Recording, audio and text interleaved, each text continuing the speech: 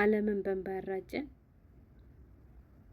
የደስታም የለቅሶም ያኔ ታውቃላችሁ ድብልቅ ያለ ስሜት ከወደ ሳውዲ የተፈጠረ ወይም ደግሞ ከወደ ሳውዲ የተሰማ አረቡም ዓለም በሙሉ እንግዲህ ቪዲዮን እየተቀባበለ ይገኛል። በጣም የሚገርምም ደስ የሚልም ነው። እኔ እንደው ሌላውን ሁሉ ተውትና እንደው ሰውየው አላህ ምን አይነት ልብ ነው የሰጠው እንድና ያደረገኝ ወላሂ። እናንተ ብትሆኑ ይሄን ነገር ታደርጉታላችሁ? በሳውዲ አረቢያ እንግዲህ ሁለት ወጣቶች ማለት ነው ያው ምክንያታቸውን ባላቅም ከሁለት ወጣቶች መካከል እንግዲህ አንድ ወጣት ተቀምጦ ያያችሁትን ሰውዬ ልጅ ይገልበታል ማለት ነው። እና የዚያ ሰውዬ ልጅ ይገልበታል። ታውቃላችሁ ህጉ እንግዲህ የገደለ ይገደል ነው የሚባለው። ከዛ የሞት ፍርድ ለገዳዩ ልጅ ይወሰንበታል ማለት ነው።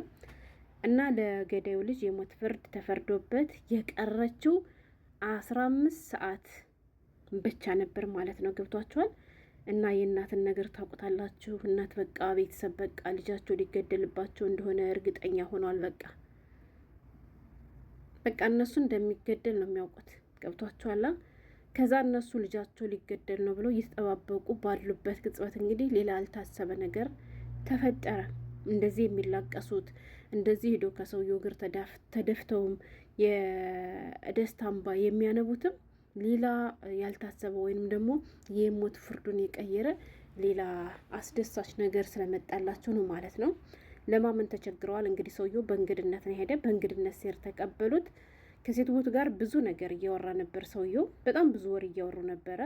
ቪዲዮ ትንሽ ረዘም ያለ ነው እና እያወሩ እያለ እንግዲህ በመሀል ያነ ሰውዬ ከቤቷ ድረስ ነው ሄደ። ከማን ቤት ነው ሄደ መሰላችሁ? የሰውዬ ልጁን ከገደለበት ልጅ ከእናቷ ቤት ነው ሄደ ማለት ነው።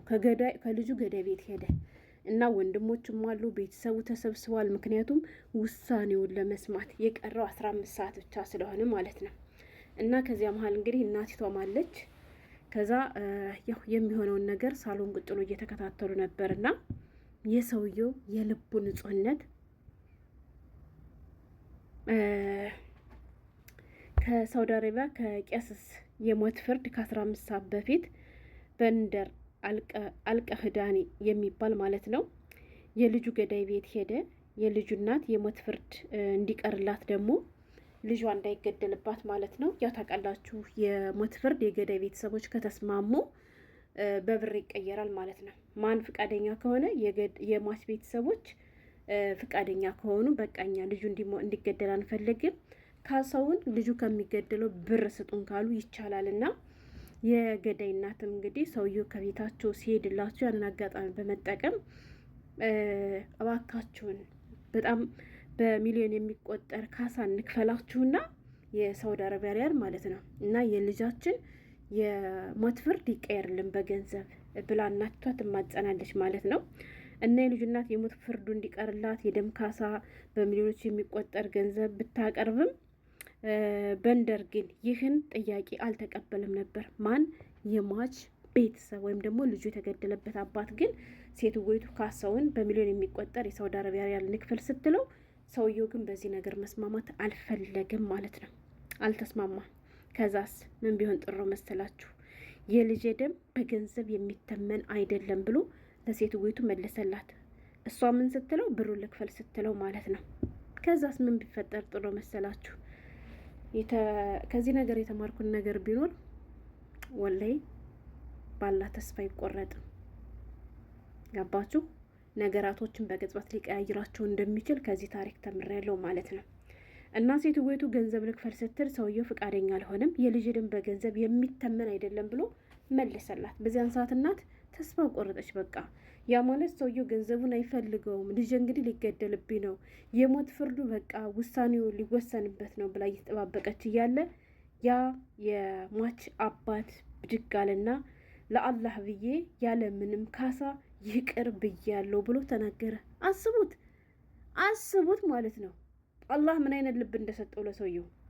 እናት ይህን ሁሉ ካሳ ልክፈል ስትል አይ አልፈልግም የልጅ ደም በገንዘብ የሚተመን አይደለም ሲል እናቷ በቃ እያለቀሰች ነው የምትናገረው። ወላሂ በጣም ነው የምታሳዝነው። ሙሉውን ቪዲዮ ስሙትና የልጅ ደም በብር የሚተመን አይደለም ሲል በቃ ያኔ የልጁ እንደሚመልስለት ያው የልጁ መገደል ነው ብሎ ስላመነ ነው ብላ እንግዲህ እናቷ አምናበታለች ማለት ነው። ከዛም ሰውየው ግን እኔ ላላህ ብዬ ሁሉንም ነገር ትቻለሁ ብሎ ሲናገር ሴትወይቱ እንዳያቸዋት ከተቀመጠችበት ተነስታ ሂዳ ከሰውየው እግር ላይ ስትወድቅ ላላ ብሎ እሱ ደግሞ አስተዋትና ይባስ ብሎ ደግሞ እንግዲህ ራሷን ሳማት ማለት ነው። ያኔ ራስ መሳም ምን ያክል ክብር እንዳለው ታውቃላችሁ። ማንን ነው ሳማት? የገዳዩን እናት፣ የልጁን ገዳይ እናት። አስቡት። ማን? ልጁ የሞተበት ሰውዬ። ልጁ የሞተበት ሰውዬ ይቅር ብዬሻለሁ፣ ምንም አይነት ብርም አልፈልግም ሲል እሷ በደስታ ሄዳ በሰውየው እግር ተደፋች። ሰውየው ደግሞ ለአንቺ እኔን እግር መሳም የለብሽም እኔ ነኝ ያንቺን ራስ መሳም ያለብኝ ብሎ ራሷንም ሳማት።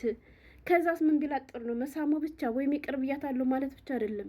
ስሙልኝ፣ ወላሂ እንዲያው መታደል ይቅርታ ልብ ያላችሁ ሰዎች እኔ በህይወት እያለው አንቺ አትጨነቂም፣ አንቺ አታዝኒም ማለትና ይባስ ብሎ ቤቷ ድረስ ሂዶ እኮ ነው እንደዚህ ብላት፣ ቤቷ ድረስ አጽናናት ማለት ነው።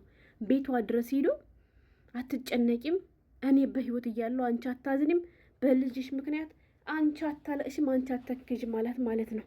አስቡት። ከዛስ ምን ቢፈጠር ጥሩ ነው? ያለ ምንም ነገር እኔ ለአላህ ብዬ ልጅሽን ይቅር ብዬዋለሁ በማለት እንግዲህ ሴት ቤትን አጽናናት። ከዛ እንደዚያ ብሎ ሲናገር እኔ ይቅር ብያለሁ፣ ልጁ እንዲገደልም ፍቃደኛ አይደለሁም፣ የእናንተን የደም ካሳም ደግሞ ለመቀበልም ፍቃደኛ አይደለሁም፣ የልጅ ደም በገንዘብ የሚተካ አይደለም ብሎ ሲል በቤቱ የሞላው ወጣት ቤተሰብ ወንድሞቹ እንዳሉ መግቢያ ላይ እንዳያቸዋቸው እንዳለ ሰውየው ላይ ሄደው ሰፈሩበት። በደስታ ብዛት እየሄዱ አንዱ ጉልበቱን አንዱ እግሩን ከእግሩ ላይ እየተደፉ ነበር ማለት ነው። እና በጣም ቀወጡት። ወላሂ በጣም እኔ እንጃ ሙሉን ብታይ በጣም ነው የምታለቅሱ። እና ሳላቃቸው ለምን እንዳለቀስኩ አላውቅም። አንድ ያስለቀሰ የሰውየው መልካምነት፣ ሁለት ደግሞ እነሱ የነበረባቸው ፍራቻ፣ ያ ፍራቻ ያ ስጋት ከላያቸው ላይ ሲነሳላቸው ከደስታ ብዛት የተነሳ የሚያደርጉትን ነገር አላወቁምና እንዲሁም ሰውየው ምን ብሎ ተናገረ? አቡጃሂል ብሎ ሁሉ ተናገረ ማለት ነው። ያኔ እንደ ምሳሌ አቡጃሂልን ሰጣቸው። ለምን ብትሉ ታውቃላችሁ፣ እግር ላይ መደፋት ያኔ ደንበር እንደማለፍ ነገር ስለሚቆጠር ማለት ነው። ደንበር አለፋችሁ እግሬ ላይ ለምን ትደፋላችሁ በማለት ሰውየው በጣም ለእንትን ለማለት እየሞከረ ነበረ። እግሩ ጋር ሄደው እንዳይደፉ ግን አልቻላቸውም። ብዛት አላቸው እንዳለ ወንድሞቹ ነበሩ ይሄን ነገር የሚያደርጉትና ብቻ በጣም ነው የሚገርም። እስኪ እናንተ ብትሆን ታደርጉታላችሁ? 15 ሰዓት ብቻ እኮ ነው የቀረው። አስቡት። ለስንት ዓመት ወይም እኮ ለስንት ወር እኮ ይሄ ቤተሰብ እኮ ተጨንቆ ይሆናል ያኔ የሞት ፍርዱ እንደሚወሰንበት እርግጠኛ ሆኖ ማለት ነው። ገባችኋ? ግን ሱብሃንአላህ ገንዘብ አልፈልግም እኔ በህይወት እያለሁ አንቺ አትጨነቂም፣ ልጅሽንም አፉ ብዬዋለሁ ስትባል እናት ደስታዋን አስባችሁታል? በቃ በደስታ ብዛት ቤተሰቡ የሚያደርገው እና ያጣ ወላሂ። እንደው አላህ የረጅም እድሜ ይስጥ። አንተ ሰውዬ ምን አይነት መልካም ሰው ነህ! እንደው አላህ ምን አይነት ልብ ነው የሰጠህ! ያ አላህ። እና ለማንኛውም ላካፍላችሁ ብዬ ነው አይቼ ማለፍ አልቻልኩም። ወላሂ በጣም ደስ የሚል ነገር ነው። እንደው አላህ ለሁላችንም ይቅር የሚል ልብ ይስጠን ነው የምለው። ሰላም ሁኑልኝ።